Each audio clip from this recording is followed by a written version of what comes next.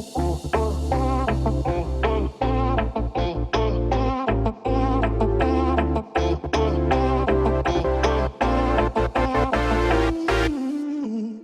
everybody and welcome to another episode of Red Ready Man. In this episode we're going to be looking at data mining, and then we're also going to take a little bit of time at the end to take a look at the best way of getting the most out of your Charmander Community Day, which is happening tomorrow at time of recording.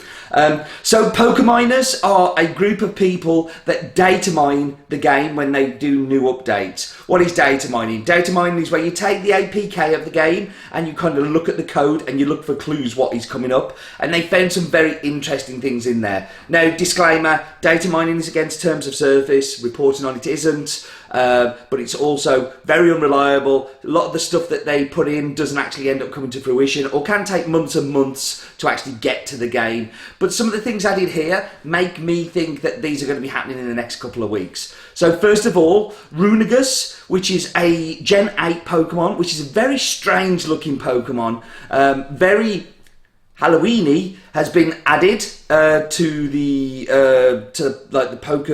Pokedex part in there. So also the shadow form is also added. So I'm thinking this could be something to do with Halloween because it looks a little Halloweeny, and that could be coming out. Sableye, also another Halloweeny type of Pokemon. Sableye has had a costume version added. We don't know what that looks like yet, but that could be amazing. And then the other interesting part that's very Halloweeny is Darkrai has had its signature moves added to the Game Master. So it has Dark Incinerate and Dark Void. Now, traditionally every year Darkrai comes out for a week or so as the 5-star raids. This would really tie in that it's going to get something new in its 5-star raids, which is great because I think by now we all have quite a few Darkrai's. A new reason to go after it, i.e. new moves, and if those moves are particularly good for PvP or PvE, could be fantastic. There's a few things where you can check your sticker inventory and stuff like that, but honestly, I'm not so into that. So, other interesting thing that isn't data mined but is confirmed is you can now hold 2,000 Mega Energy instead of the 999.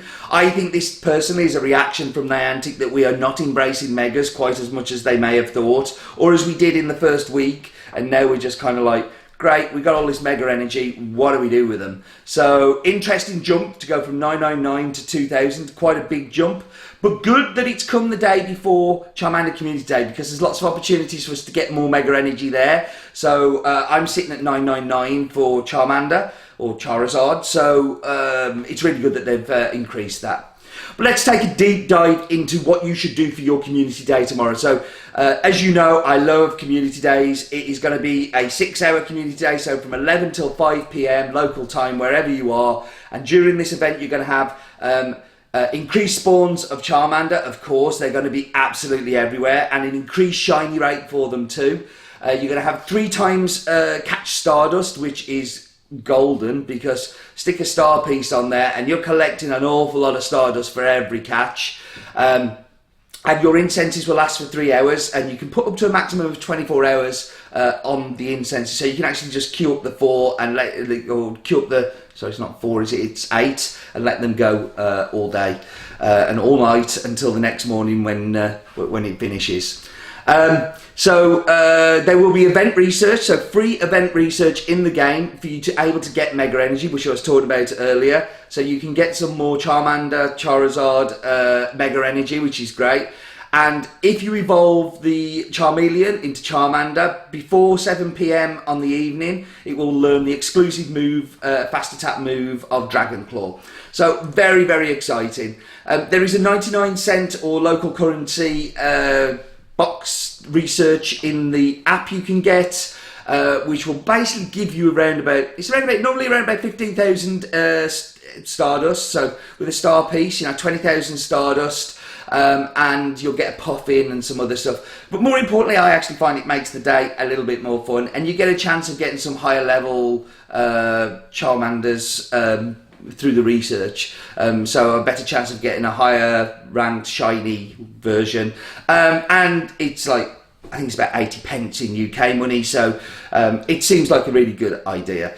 There is also another box that you can buy in the store for 1,280 coins, which will have 30 Pokeballs, Ultra Balls, a couple of I think 3 star pieces. Most importantly, an Elite Charge TM. If you're going to get a Dragon Claw Charmander at the end of the day and you really want to use it in PvP, you're probably going to spend that straight away on getting the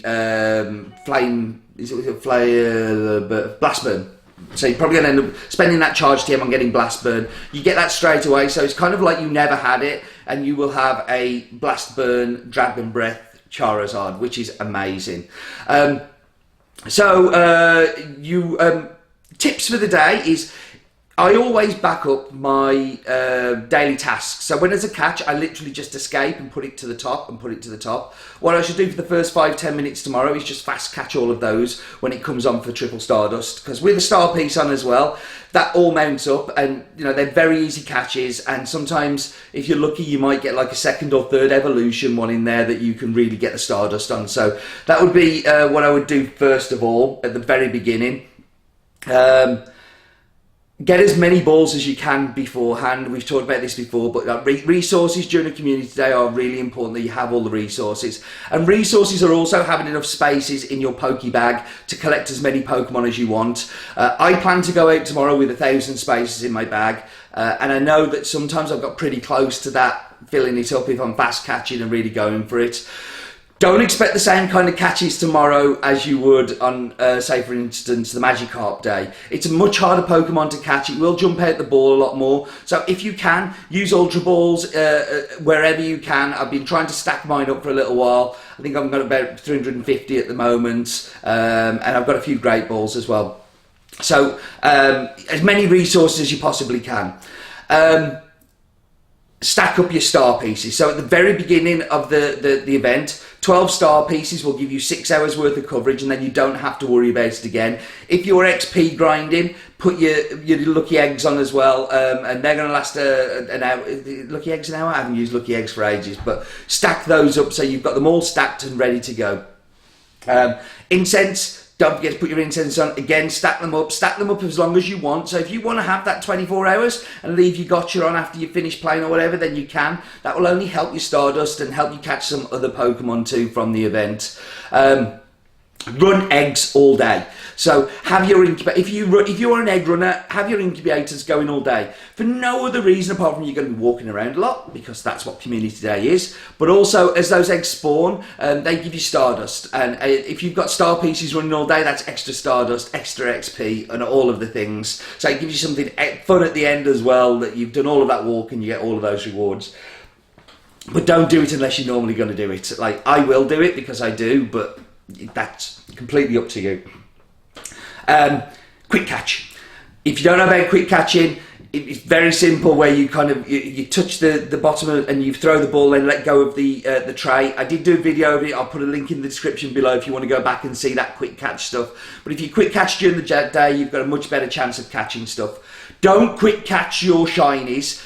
Catch your shinies properly, because quite often they can run away or they don't catch at all. So on a shiny, I tend to actually give the berry and normal catch. But if it's just a normal Charmander, I'm just going to quick catch, go to the next one. It's kind of like shiny checking, but you're still getting an opportunity to catch them and get that really important Stardust.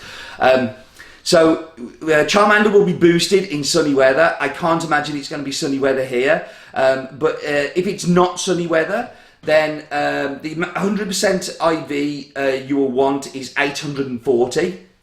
So that is a level 30, I think it is. 840. If it is weather boosted where you are and you're lucky enough to play in the sun, it will be 910 CP. So they're the numbers you're looking for a 100% perfect IV. For the tasks, you're looking for 420 CP. So from the tasks and things that you get during the day, that's what you're looking for. For PvP, really, Charizard in Ultra League, you don't necessarily want a Dragon Breath one. So don't break your neck trying to evolve the... if you get a perfect IV one for Great League, I would personally sit there and think about, do I want to evolve this, or do I want to wait till after the event and get... is it Fire Spin? Because Fire Spin is far more potent in Great League than it is than Dragon Breath is. But for Ultra League, you were looking for a 0, 13, 15 for a rank number 1 for Ultra League. Currently sitting 97 in PV Poke's list of Open League Pokemon, but that will definitely be benefit from having the Dragon Breath.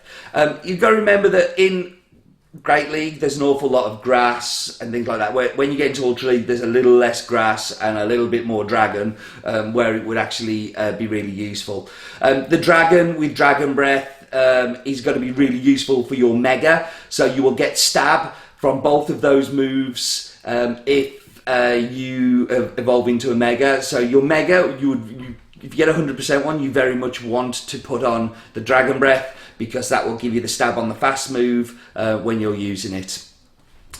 And the other thing, of course, is plan breaks. Have fun, keep socially distanced, don't put yourself at risk, have an amazing community day. I love community days. It's a fun 6 hours, but it's only a fun 6 hours if you really plan ahead and focus what you're going to do, how you're going to do it. You do not have to play for 6 hours.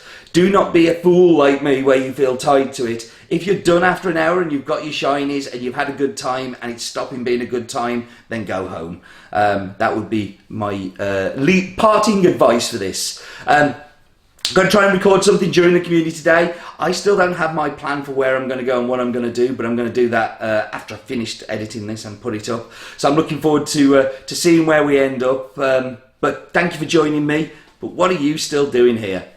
Let's go, Pogo.